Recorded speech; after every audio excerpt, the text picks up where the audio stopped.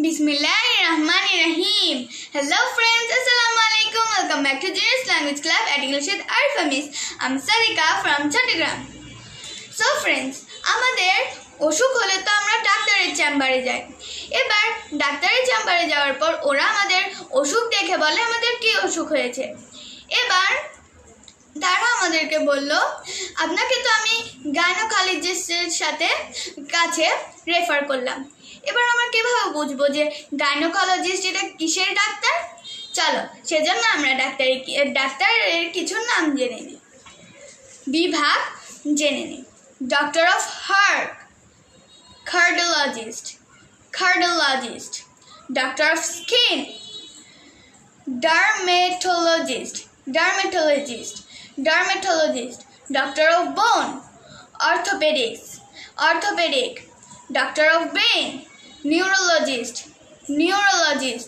doctor of child, pediatrician, doctor of eyes, ophthalmologist. আমি এগুলো কিন্তু বানান সহ বলে দিচ্ছি কারণ এগুলোর বানান খুব কঠিন। OPH of THA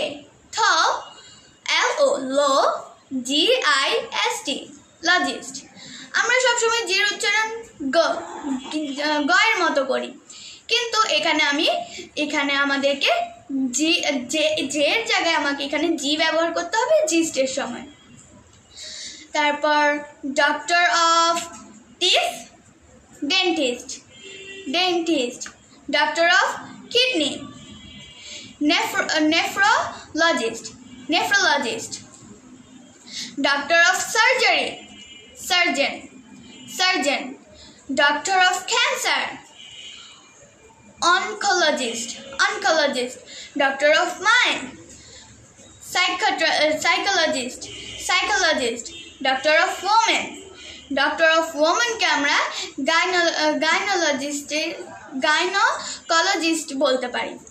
doctor of stomach,